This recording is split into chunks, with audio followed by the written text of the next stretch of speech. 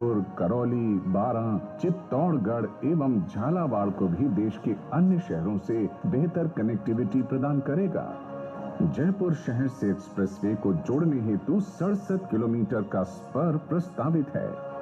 इस परियोजना के अंतर्गत अत्याधुनिक संरचनाओं का निर्माण किया जा रहा है, जैसे कि दौसा में 3 लेयर इंटरचेंज बनेगा, जिसमें प्रथम लेयर पर विलेज रोड, द्वितीय पर NH11A एक्सटेंशन और सबसे ऊपर से एक्सप्रेस वे गुजरेगा। मेजर जंक्शन पर फुल क्लोवर लीफ इंटरचेंजेस बनाए जाएंगे। रणथंभौर टाइगर रिजर्व के इको सेंसिटिव जोन में वन्य जीवों के सुगम आवागमन हेतु बूंदी जिले में 3.2 किलोमीटर का एलिवेटेड कॉरिडोर, 300 मीटर लंबाई के 5 अंडरपास, 3.4 किलोमीटर लंबा कैमोफ्लेज युक्त एनिमल ओवरपास बनाए जाएंगे। चंबल नदी पर 120 मीटर के मुख्य स्पैन का मेजर ब्रिज एवं कोटा में मुकुंदरा हिल्स टाइगर रिजर्व के संरक्षण हेतु 5 किलोमीटर लंबी 8 लेन टनल का निर्माण जैसे कई महत्वपूर्ण अत्याधुनिक संरचनाएं इस परियोजना का हिस्सा बनेंगी। परियोजना में राज्य के अंतर्गत कुल 278 underpass, 6 overpass, 153 bridges, 7 rail over bridge, 1 tunnel, 12 flyover एवं 13 इंटरचेंज होंगे, जिनके माध्यम से एक्सप्रेसवे के दोनों ओर आवागमन सुगम होगा। राज्य में 11 लाख से अधिक पेड़ पौधों का वृक्षारोपण किया जाएगा एवं सिंचाई हेतु ड्रिप इरिगेशन जैसी तकनीक अपनाई जाएगी। साथ ही रख रखाव के दौरान सौर ऊर्जा का भी अधिकतम प्रयोग किया जाएगा। यात्रा अनुभव आरामदायक और सुविधाजनक बनाने के लिए हर 25 किलोमीटर पर सुविधाओं से युक्त 28 वे साइड अमेनिटी बनाई जाएंगी। राज्य में एक्सप्रेस वे की पूरी परियोजना 13 पैकेजों में बांटी गई है, जिसमें से 4 पैकेज पर निर्माण कार्य अग्रिम अवस्था में है और 9 पैकेजों का प्रगति पर है। इसे जनवरी 2023 तक पूर्ण करने का लक्ष्य निर्धारित किया गया है। इस महत्वाकांक्षी एक्सप्रेसवे परियोजना से राजस्थान राज्य में विकास को नया आयाम मिलेगा। कृषि, औद्योगिक व पर्यटन क्षेत्रों में बढ़ोतरी होगी, जिससे आर्थिक संपन्नता का नया सूर्योदय होगा।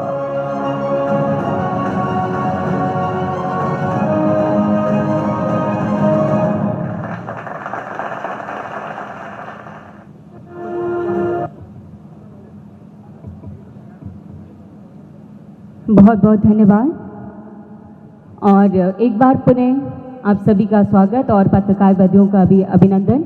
मैं आप सबको इस सम्मान की प्रक्रिया के लिए आमंत्रित करूं, उससे पहले मैं माननीय मंत्री महोदय का परिचय आप सभी के बीच में रखना चाहूँगी। वैसे तो आपके परिचय में मैं कुछ भी कहूँ सूरज को दीपक दिखाने के मात्र है, लेकिन फिर भी मैं एक छोटी सी कोशिश कर रही हूँ। माननीय मंत्री महोदय श्री नितिन गडकरी जी सर के परिचय को आप सभी के बीच में रखने की 2 पंक्तियों से शुरुआत करूंगी। सर का जिस तरह का स्वभाव है और जिस तरह का व्यवहार है, हम सब जानते हैं कि कहते हैं कि मैं ही मैं हूं तो क्या मैं हूं, तुम ही तुम हो तो क्या तुम हो, मैं और तुम हो तो हम हैं। ऐसी ही सोच रखने वाले माननीय मंत्री महोदय श्री नितिन जयराम गडकरी जी हमारे बीच मंच पर उपस्थित हैं। सबसे पहले मैं एक बार यहाँ उपस्थित प्रत्येक जन की तरफ से उनके लिए जोरदार तालियां आप सबकी तरफ से चाहूंगी। आप सभी को बताना चाहूंगी कि आप भारत सरकार में सड़क परिवहन एवं राज्य मार्ग मंत्री हैं और गत 7 वर्षों से आप इस विभाग के मंत्री पद का कार्यभार संभाले हुए हैं और आप इस पद पर सबसे लंबे समय तक निरंतर बने रहने वाले पहले मंत्री हैं। साथ ही साथ मैं आप सभी को बताना चाहूंगी कि आपने अपने राजनीतिक करियर की शुरुआत अखिल भारतीय विद्यार्थी परिषद ABVP से की, जो कि हर छात्र के मन में एक उमंग भरती है। महज 23 वर्ष की आयु में आपने भारतीय जनता पार्टी युवा मोर्चा के अध्यक्ष पद पर नियुक्त होने का गौरव प्राप्त किया। साथ ही साथ आपने सबसे कम उम्र के 52 वर्ष की आयु में भारतीय जनता पार्टी के राष्ट्रीय अध्यक्ष होने का सम्मान प्राप्त किया है। सबको साथ लेकर चलना, यही सोच आपको वरिष्ठ नेताओं के लिए लोकप्रिय बनाती है और उनकी नज़रों में आपका एक विशिष्ट स्थान है। इसके अलावा आपकी आधुनिक और नवाचार की सोच इस बात का प्रतीक है। Biogas, greenfield express highway, LNG plant एवं इसके साथ साथ सड़क, राज्य मार्गों, फ्लाईओवर की श्रृंखला का निर्माण आपकी सोच को प्रदर्शित करता है। साथ ही आप धन्यवाद के पात्र भी हैं कि आपने हमारे भारत के आदरणीय प्रधानमंत्री महोदय श्री नरेंद्र मोदी जी के आत्मनिर्भर भारत, सुगम भारत, भारत का एक नया विकसित भारत रूप लाने की जो सोच है, उसमें आप कदम से कदम मिलाकर इन नई ऊर्जाओं के माध्यम से एक नया आयाम स्थापित कर रहे हैं। आज की ये भोर, आज की ये सुबह, आज की ये दोपहर दिल्ली मुंबई 8 लेन एक्सप्रेसवे के ये निरीक्षण कार्यक्रम भी इसी का एक उदाहरण है। साथ ही साथ आप भारत के हर नागरिक के लिए एक सुगम मार्ग बना रहे हैं, क्योंकि कहते हैं कि मार्ग पे चलने से पहले उचित मार्ग का चुनाव करना भी उतना ही आवश्यक है जितना यात्रा करना। और हमारी यात्रा अगर सुगम होगी तो सरल होगी और सहज होगी। तो मैं इन्हीं शब्दों के साथ माननीय मंत्री महोदय से निवेदन करूंगी कि वे हमारे पत्रकार बंधुओं के साथ अपना संवाद जारी करें। बहुत बहुत धन्यवाद।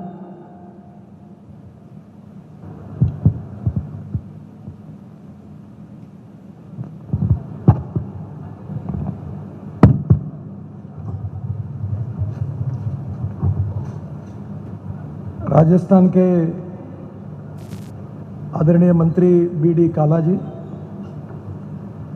पूर्व सांसद आदरणीय राम नारायण मीना जी, हमारे मेंबर NHI जिनके नेतृत्व में ये काम हो रहा है, मनोज कुमार जी, पवन कुमार जी, राजस्थान के मिनिस्ट्री के RO आलोक दीपांकर जी, उपस्थित सभी सम्माननीय अतिथिगण, उपस्थित सभी पत्रकार भाई और बहनों, राज्य सरकार के, भारत सरकार के सभी अधिकारीगण और विशेष रूप से इस कार्यक्रम में आए हुए भाई और बहनों, मुझे बहुत खुशी है कि मैं भी पहली बार आज इस रोड का निरीक्षण करने के लिए 2 दिन का दौरा मैंने निश्चित किया और आज सुबह से मैं दिल्ली से निकला हूँ। मुझे बहुत खुशी है कि काफ़ी काम पूरा हुआ है, पर आपके क्षेत्र में अभी काम की शुरुआत हुई है। इन्वायरमेंट और फॉरेस्ट के क्लियरेंस के कारण थोड़ी देरी हुई है, पर निश्चित रूप से यहाँ काम उसी स्पीड से आगे जाएगा और आने वाले 6 महीने में काफ़ी काम होगा, ये मेरा विश्वास है। ये जो दिल्ली मुंबई एक्सप्रेस हाईवे है, ये वर्ल्ड का सबसे बड़ा एक्सप्रेस हाईवे है। 1 लाख करोड़ इसकी लागत है और राजस्थान में इसमें करीब 18,000 करोड़ की लागत से 374 किलोमीटर का 8 लेन एक्सप्रेसवे बन रहा है। वैसे इसके लिए 12 लेन ये रोड बनने वाला है। बीच में हमने जगह छोड़ी है। फर्स्ट फेज में 8 लेन है और जब ट्रैफिक बढ़ेगा तो ये 12 लेन में कन्वर्ट होगा। इसमें 374 किलोमीटर का पूरा काम अवार्ड हो गया है। इस हाईवे के टोटल 55 ये है ना पैकेजेस 55 पैकेजेस है और लगभग 80% जगह पर अब काम की शुरुआत हो गई है। हम ये कोशिश करेंगे कि 2023 के पहले इसको काफ़ी पूरा करें और 2023 मार्च अप्रैल तक इसको पूरा करने की कोशिश करेंगे। ये हाईवे बनने से दिल्ली से मुंबई का डिस्टेंस 12 12.5 घंटे में पूरा होगा। अब मुझे पता नहीं कि आपके सवाई माधोपुर से आपको दिल्ली जाने के लिए अब कितना समय लगता है? 7 घंटे लगता है। 7 घंटे। और ये कितना किलोमीटर अब दिल्ली से? 310 के आसपास हो जाएगा। अभी 7 घंटे आपको लगते हैं, पर मैं आपको विश्वास दूंगा कि 1 साल के बाद आप 3 घंटे में दिल्ली पहुंचोगे। ये मेरा विश्वास है, मैं आपको बताना चाहता हूँ। लोगों को पहले ये थोड़ा असंभव लगता है। अभी दिल्ली और मेरठ के बीच में हमने रोड बनाया तो इसमें पहले 4.5 घंटे लगते थे। तो मैंने कहा था कि 45 मिनट में आप आओगे, तो लोगों में बड़ा ये था कि ये कैसे हो पाएगा, पर अब लोग 40 मिनट में आ जाएंगे।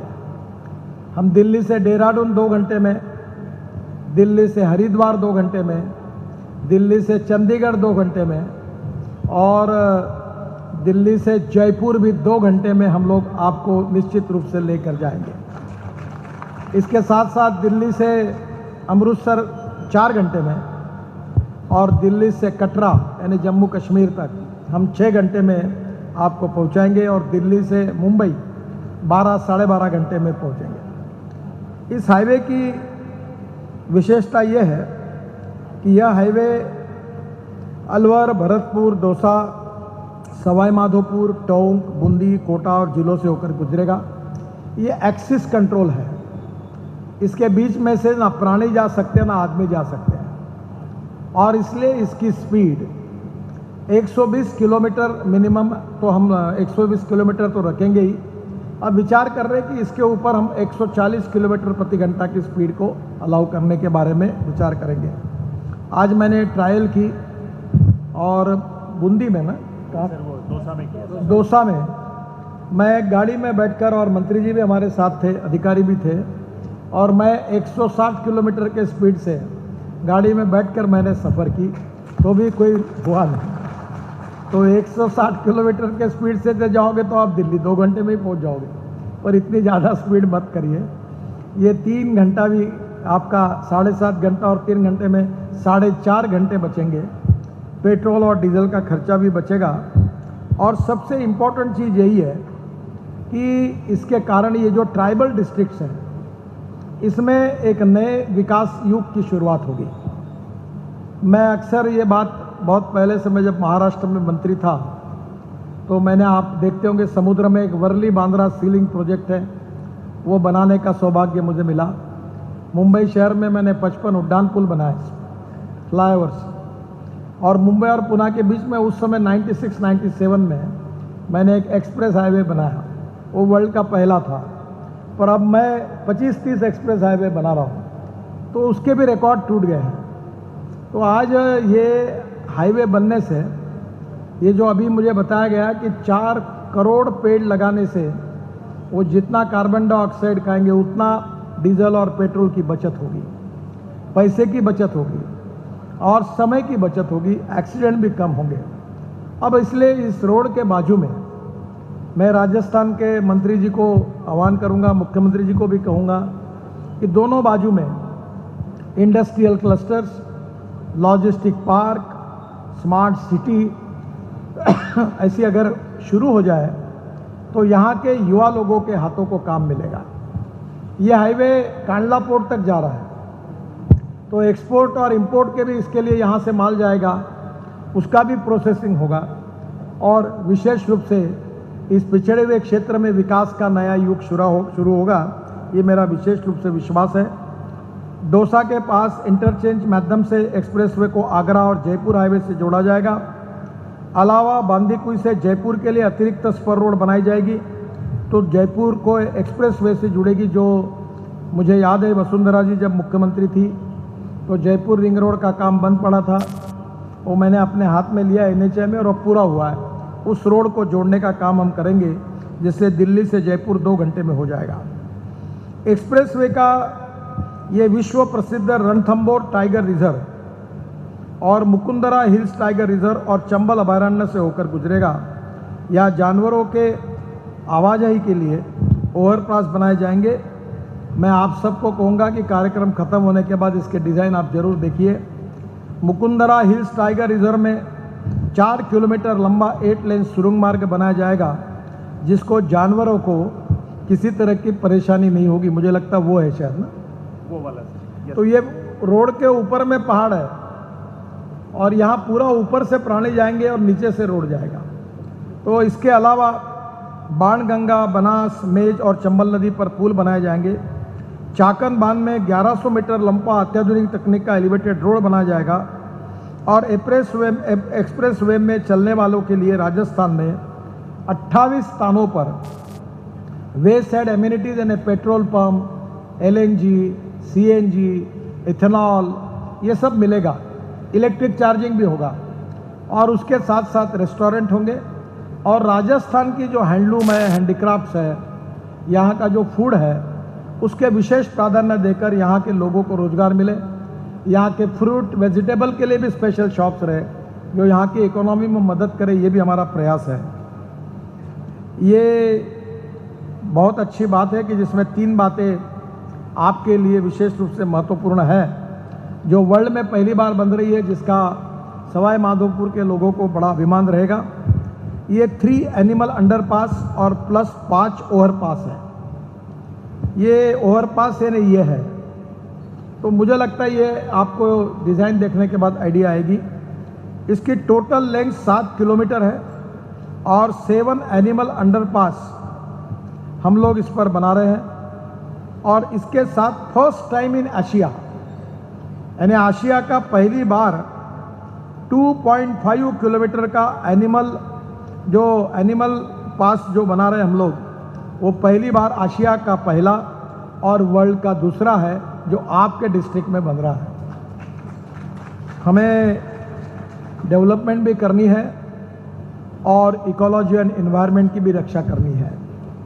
एक तरफ इकोनॉमी को बढ़ाना है, इकोलॉजी एंड एनवायरनमेंट को प्रोटेक्ट करना है, और उसके साथ साथ हमें स्वाभाविक रूप से विकास भी करना है।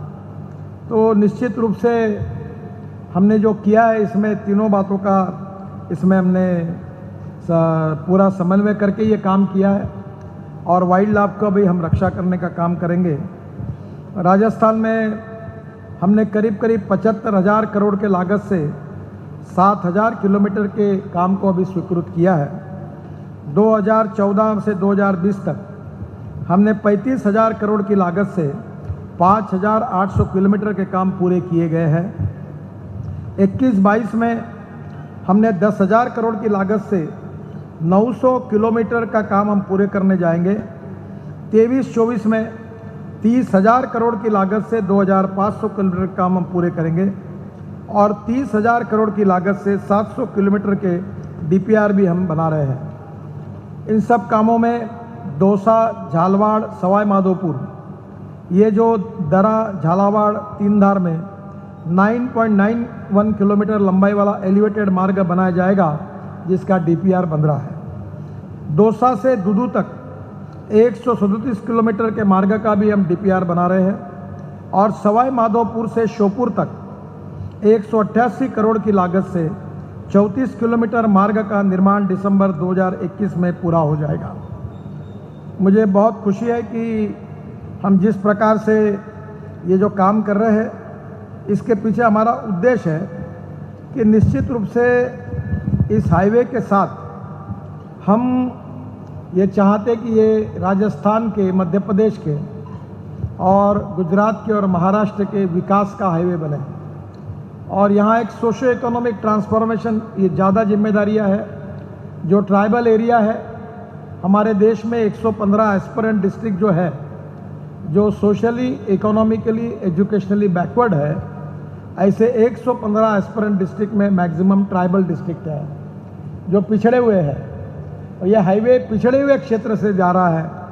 और इसलिए जो अमेरिकन प्रेसिडेंट जॉन कैनेडी की बात है कि American roads are not good because America is rich, but America is rich because American roads are good. America इसलिए धनवान नहीं बनी कि उनके धनवान है इसलिए उसके रास्ते अच्छे नहीं हुए, तो रास्ते अच्छे हुए उसके कारण अमेरिका धनवान हुई। तो मैं यही मानता हूँ कि ये रोड राजस्थान के इन जिलों में बसे हुए हमारे आदिवासी भाइयों बहनों को, यहाँ के गांव, गरीब मजदूर किसान के जीवन में एक नई दिशा, एक प्रगति और विकास की नई दिशा लाएगा। जवान लोगों को रोजगार मिलेगा, यहाँ गरीबी, भुखमरी, बेरोजगारी से मुक्ति मिलेगी, per capita income, GDP, agriculture growth rate बढ़ेगा, और ये पूरा विकासमय मार्ग होगा। यही हमारा विश्वास है।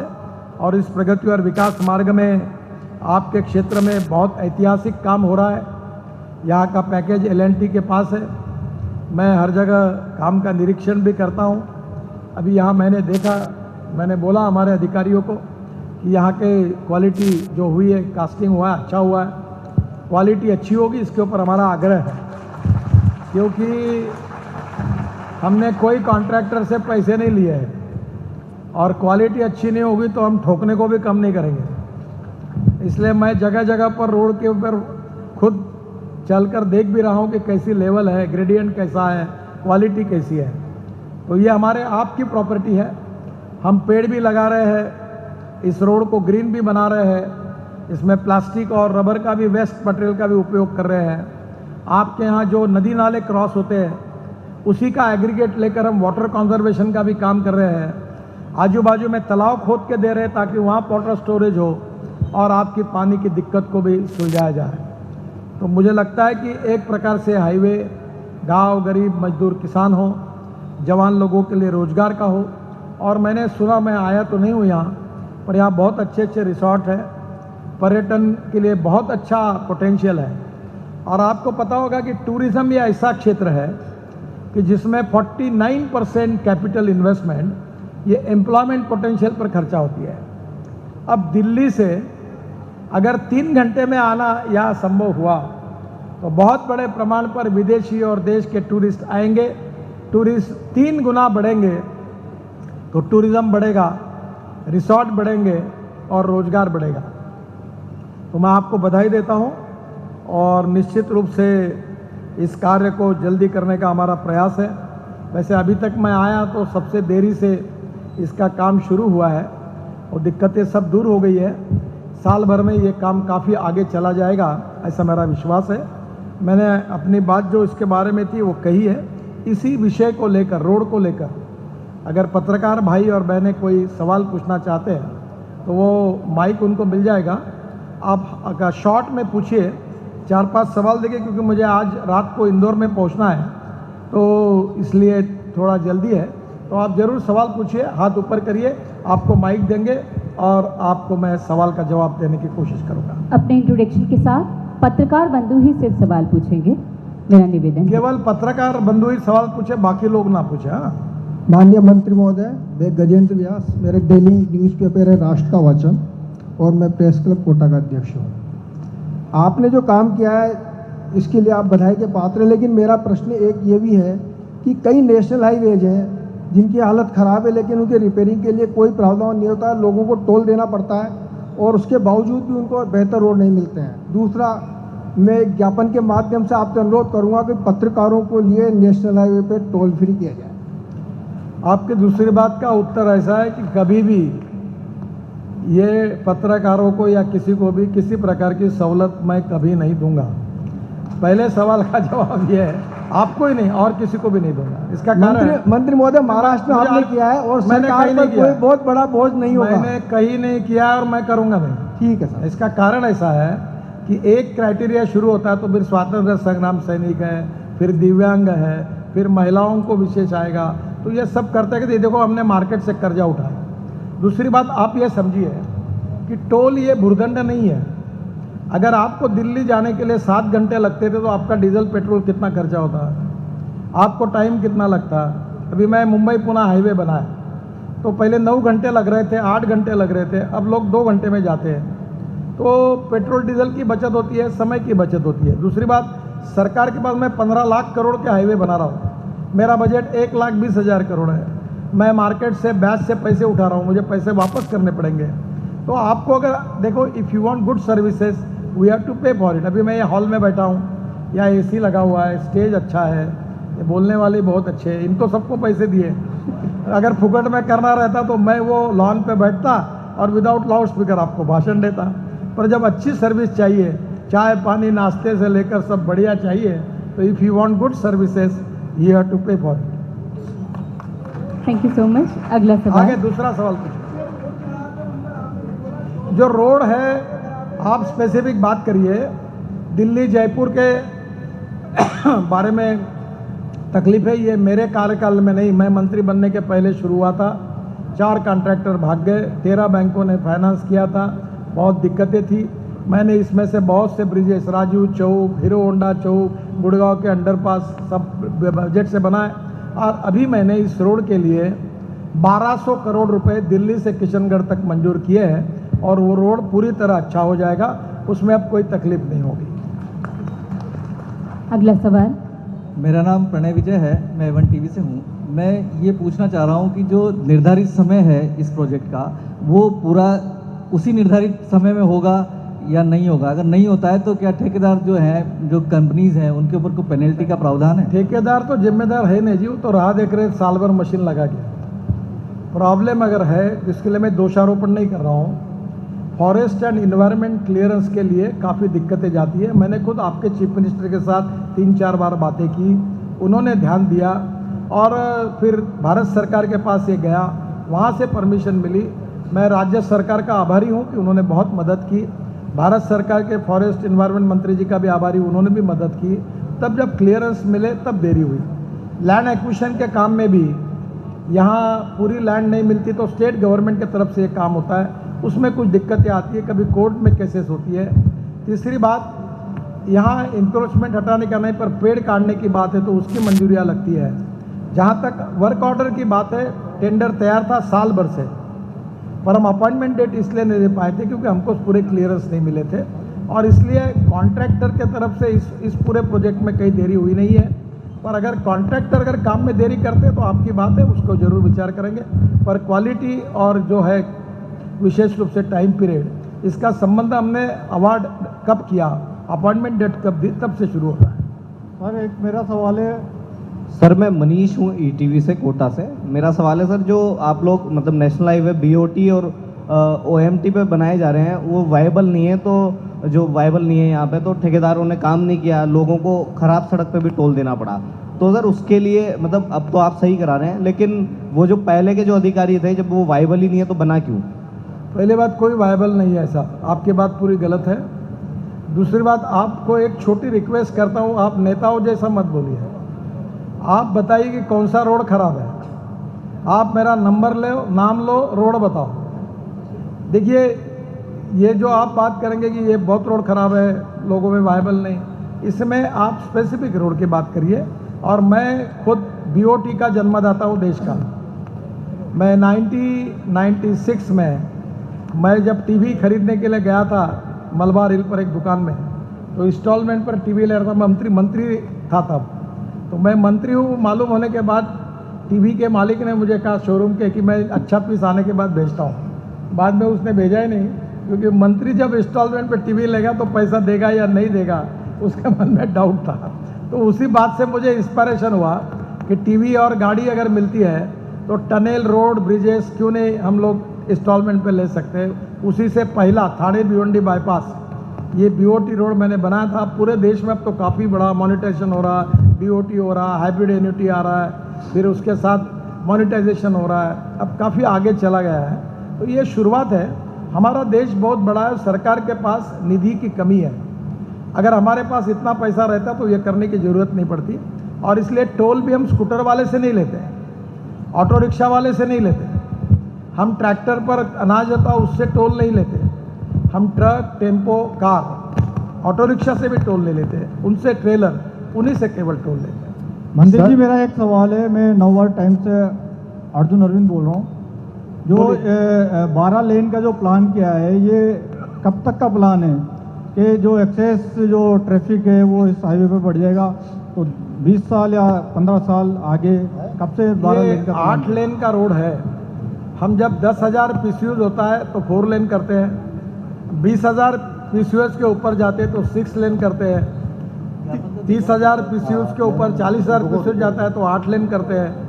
जब 60,000, 70,000, 80,000 PCUs हो जाएंगे तब सोचेंगे। अभी फिलहाल ये हमने जो किया है 8 लेन का है, आगे भविष्य में ट्रैफिक बढ़ने के बाद फिर सोचा जाएगा। एक ये हाईवे पे दूसरा सवाल मेरा है। हाईवे पे दूसरा जो नहीं, एक ही सवाल पूछे, दूसरे को पूछने दीजिए। Sir next toll, please.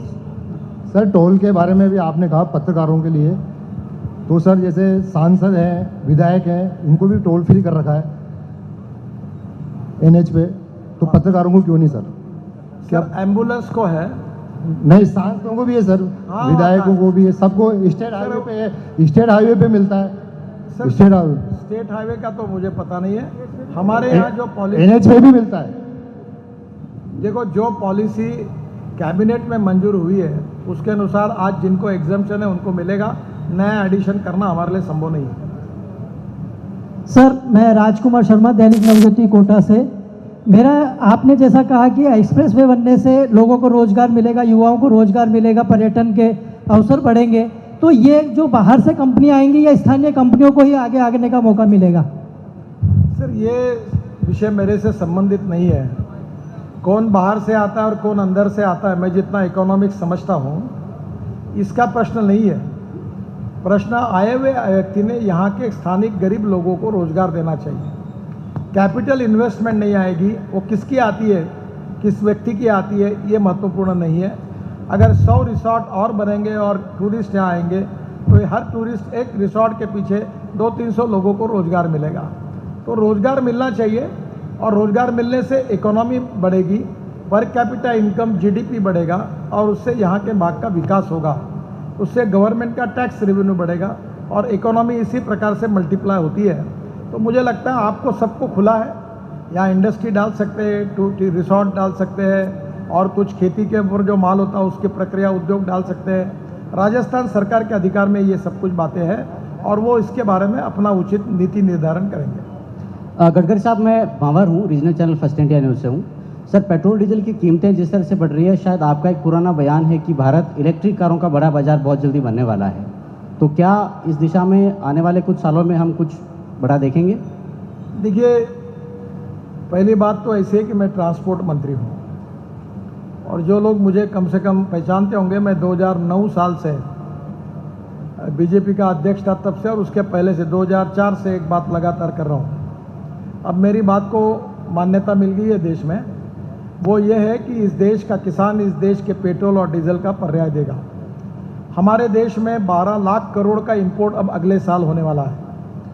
इसके बजाय जो हमारा गन्ना उत्पादक किसान है, उससे शुगर के जूस से इथेनॉल बनता है, मोलाइसेस जिसको शीरा कहते हैं उससे इथेनॉल बनता है, बीएवी मोलाइसेस से इथेनॉल बनता है, और अब सरकार ने राइस और मक्का और बाजरा, ज्वारी, किसी भी फूड ग्रेन से इथेनॉल बनाने की अनुमति दी है। अभी आपको सिंपल भाषा में समझाने के लिए बता देता हूँ कि जो अल्कोहल बनता है जिससे, उसी से अल्कोहल यानी इथेनॉल। अब इस देश में मैंने टीवीएस और बजाज की स्कूटर और मोटरसाइकिल लॉन्च की है जो 100% बायो इथेनॉल पर चलती है, और अभी 3-4 महीने के अंदर मैं मैंडेटरी कर रहा हूँ कि टोयोटो, होंडा, बीएमडब्ल्यू, मर्सिडीज जितनी गाड़ियाँ हैं पेट्रोल की, इसमें फ्लेक्स इंजन लगेगा। फ्लेक्स इंजन का मतलब ऐसा है कि 100% पेट्रोल और 100% इथेनॉल। इथेनॉल का रेट 65 रुपये लीटर है और पेट्रोल का रेट 110 रुपये लीटर है। पेट्रोल इंपोर्ट होता है और उससे प्रदूषण बढ़ता है, इथेनॉल ये ग्रीन फ्यूल है। मैंने अपने खुद के ट्रैक्टर को बायो सीएनजी पे कन्वर्ट किया है। जो राइस स्ट्रॉ होता है या बायोमास होता है, उससे बायो सीएनजी बनाकर मेरा ट्रैक्टर चलता है, तो मेरा 1 लाख रुपए साल की बचत हो गई। क्योंकि अभी जो लॉन्ग टर्म 1000 से 1200 किलोमीटर जाना है तो एलएनजी ये फ्यूल है। एलएनजी का ऐसा है कि एक डीजल ट्रक को एलएनजी में कन्वर्ट करने के लिए 10 लाख रुपए लगते हैं और इसका पैसा 295 दिन में वसूल हो जाता है। जो इलेक्ट्रिक है जिसमें lithium ion battery, zinc ion battery, aluminium ion और स्टील आयन, इसकी केमिस्ट्री डेवलप हो रही है और अभी हमारे पास 86% हमारी इलेक्ट्रिक बैटरी हिंदुस्तान में लिथियम आयन बैटरी बन रही है। Electric car, electric scooter, electric bike, electric buses बड़े प्रमाण पे आ रही है। और इसके साथ साथ अभी हम ग्रीन हाइड्रोजन पे काम कर रहे हैं। इलेक्ट्रोलाइजर करके जो है वो अगर पानी में डाला तो सोलर एनर्जी से पावर तैयार करके उससे हाइड्रोजन और ऑक्सीजन अलग कर से उससे ग्रीन हाइड्रोजन बनेगा, जो हमारे सीमेंट फैक्ट्री में, स्टील फैक्ट्री में, माइनिंग में, ट्रांसपोर्ट में, रेलवे का इंजन सब हाइड्रोजन का बनेगा। लंदन में बना है। ग्रीन हाइड्रोजन मिशन हमारे प्रधानमंत्री जी ने बनाया है। और मैं अभी हमारे शहर में हमने टॉयलेट का जो पानी था वो 300 करोड़ रुपए में महाराष्ट्र सरकार को बेच दिया रिसाइकलिंग करके। अब उस पानी से हम ग्रीन हाइड्रोजन तैयार करने की कोशिश कर रहे हैं। ये फ्यूचरिस्टिक टेक्नोलॉजी है ट्रांसपोर्ट की। इसमें काफ़ी बड़े बड़े अभी मुझे रोप वे, केबल कार, फेनिकुलर रेलवे भी प्रधानमंत्री जी ने मेरे पास दिया है। दिल्ली से जयपुर पॉन्ड्स चलाने के भी हम सोच रहे हैं। दिल्ली से जयपुर इलेक्ट्रिक हाईवे बनाने के लिए सोच रहे हैं। हमारे देश में import substitute, cost effective, pollution free और इंडिजिनस हमारा ट्रांसपोर्ट होगा। और हमारे किसानों को मक्का लगाने वाले, अभी हमारे यहाँ गेहूँ सरप्लस है, चावल सरप्लस है, 350 लाख टन चावल गोडाउन में पड़ा है। कॉर्न का भाव, कॉर्न सरप्लस है हमारे देश में। भी मंत्री जी को मैं कह रहा था कि ऑयल सीड 60% ऑयल हम इंपोर्ट कर रहे हैं। हमारे देश में शुगर सरप्लस है। ब्राज़ील में शुगर का भाव 23 रुपये किलो है, हमारे देश में 34 रुपये किलो है। मैं किसान हूँ और मैं इस पर लगातार काम कर रहा हूँ। आपने प्रश्न पूछा इसलिए बता रहा हूँ कि आपके क्षेत्र में भी कौन से इथेनॉल बनाने का काम शुरू करिए। आपकी गाड़ियाँ, आपकी स्कूटर, आपकी ऑटो रिक्शा बायो इथेनॉल पे चलेगी, पोल्यूशन पे नहीं होगा और किसानों को इसकी कीमत मिलेगी। तो लगातार हम इसके प्रयास में हैं और मैं इसका मंत्री होने के नाते हम लोग बड़े तेज़ी से इसके तरफ बढ़ रहे हैं। आखिरी सवाल मैम आपसे चाहूँगी। Yes, hello sir, bureau chief जेबा पटेल, सूचना इंडिया न्यूज़ चैनल से। सर मेरा सवाल ये है, मैन ऑफ इनोवेशन के नाम से आप जाने जाते हैं, तो केंद्रीय पद के मंत्री हैं, देश विदेश में आपने यात्रा करी है, भारत में कहाँ आप आपके सपनों की सड़क बनाना चाहते हैं जो अपने आप में एक ऐतिहासिक हो? देखिए, पहली बात तो ऐसी है कि innovation, entrepreneurship, science, technology, research skill and successful practices, we name it as a knowledge, and conversion of knowledge into wealth is the future for the country. दूसरी फिलॉसफी जिसकी मैं बार बार बात करता हूँ वो है waste. No one is waste, it is depending upon the technology, innovation and research and leadership and the vision of leadership that you can convert waste into wealth. जैसे मैंने आपको बताया कि मेरे शहर का मैं टॉयलेट का पानी भी हम बेच रहे हैं और 300 करोड़ कमा रहे हैं। जी बिल्कुल। तो no one is waste, it is depending upon the vision of the leadership and technology and research that you can convert waste into wealth। तो ये बहुत होता है। मैं इतना कुछ सपने भी देखता नहीं हूँ। मैं बड़ा खुश मिजाज आदमी हूँ। रात को मुझे रोड के सपने तो बिल्कुल देखता नहीं और मैं खा पी कर आनंद में रहता हूँ। तो मुझे कोई इतना बड़ा सपना नहीं। थोड़ा दिन में जब काम करता हूँ तो काम की सोचता हूँ, बाकी समय संगीत सुनता हूँ, गज़ल सुनता हूँ, गाने सुनता हूँ, रोज़ 1 घंटा प्राणायाम करता हूँ, व्यायाम करता हूँ। मैं अपने हिसाब से अपनी जिंदगी व्यतीत करता हूँ। जब काम में लगता हूँ तो फिर देखता हूँ मेरा रोड का क्या हुआ। Last but not least sir, मैं ये पूछना चाहूँगी, बदलता भारत, सुनहरा भारत जो माननीय मोदी जी ने जो सपना देखा, क्या आपको लगता है ये उसी और बढ़ाव की तरफ है? देखिए, ये सब विषय तो मेरे पास नहीं है, पर ये मेरा डिक्लेरेशन नहीं है, ये मेरी कमिटमेंट नहीं है, क्योंकि मैं जो बोलता हूँ वो करता हूँ, झूठ कभी बोलता नहीं, झूठे आश्वासन भी नहीं देता। तो आपको एक ही बात बताऊँगा कि मेरा ये प्रयास है कि बिहार, उत्तर प्रदेश से लेकर राजस्थान, गुजरात, महाराष्ट्र, कर्नाटक तक आने वाले 5 साल जब मोदी सरकार के पूरे होंगे तो हमारा रोड इंफ्रास्ट्रक्चर यूएसए, अमेरिका के स्टैंडर्ड का होगा, यूरोपियन स्टैंडर्ड का होगा। यही मेरा प्रयास है। मैं प्रयास में सफल होगा या असफल होगा ये आप तय करिए, पर ये प्रयास है। और अभी मैं 22 ग्रीन हाईवे बना रहा हूँ, बेंगलोर से चेन्नई तक अलग अलग जगह पर बना रहा हूँ, काफ़ी रोड बना रहा हूँ। जिस राज्य में जाता हूँ वहाँ काफ़ी काम कर, नॉर्थ ईस्ट में काम कर रहा हूँ, अरुणाचल, मेघालय, त्रिपुरा। तो मेरा सपना ये कि इंडियन इंफ्रास्ट्रक्चर, रोड इंफ्रास्ट्रक्चर और निश्चित रूप से वर्ल्ड स्टैंडर्ड का बने। एक अच्छी बात आपको बता दूँ, ये भी आप करिए। जी सर। ये रोड साइड एमिनिटीज़ बनाए, उसमें हेलीपोर्ट बनाए। जी सर। अगर लंग्स ट्रांसप्लांट करना है, हार्ट ट्रांसप्लांट करना है, कोई एक्सीडेंट हो गया है तो हेलीकॉप्टर आएगा, मेडिकल एम्बुलेंस हेलीकॉप्टर उसको उठाएगा, जयपुर और दिल्ली लेके जाएगा, हॉस्पिटल पे उतरेगा, उसका ऑपरेशन होगा, जान बचेगी। सड़क धमनियों की तरह। दूसरा जी, अगर कोई एक्सीडेंट में बहुत सीरियस हो गया तो उसको तुरंत हॉस्पिटल में लेके जाएंगे। अगर वो उसकी जान नहीं बची तो उसके आंखें, उसका हार्ट, उसकी लंग ट्रांसप्लांट करके दूसरे व्यक्ति को जीवन दिया जा सकता है। और अभी ड्रोन आ रहे हैं तो 2 क्विंटल का एक ड्रोन में सामान आएगा। अब आपके यहाँ कौन से फल होते हैं? तो यहाँ अमरूद है, तो आप यहाँ का अमरूद ड्रोन में डालकर दिल्ली तक ले जाओगे इसे उड़ा के हवा में। तो मैं यहाँ हेलीपोर्ट में ड्रोन बना रहा हूँ, वहाँ गोडाउन की जगह रखी है, तो ड्रोन में लोग भी बैठेंगे आगे भविष्य में, तो वो भी जा पाएंगे। तो ये देखिए कि फ्यूचर में क्या होगा ये कोई नहीं बता सकता। बिल्कुल सर। एक ही बात है कि सपने सुंदर होते हैं, वो मन के अंदर होते हैं। सपने दिखाना आसान होता है, सपने दिखाने के बाद लोग बड़े खुश हो जाते हैं, पर सपने जब पूरे नहीं होते तो उस नेता की जनता पिटाई किए बिना नहीं रहती। इसलिए दिखाए हुए सपने पूरे होना, उसी पे जनता विश्वास रखती है। ये बहुत कठिन सपने हैं, इसलिए ये मेरी कमिटमेंट नहीं है, पर ये काफ़ी हो जाएगा, ऐसा मेरा दृढ़ विश्वास है। लेट अस सी आगे देखिए क्या होगा। सफर साफ हो, सुरक्षित हो तो मंजिल आसान हो ही जाती है Thank सर, you और very आप much. वही कार्य कर बिल्कुल, रहे हैं। Thank you so much. Sir, thank you इसी so बीच much. में कहना चाहूंगी सर आपकी इस बात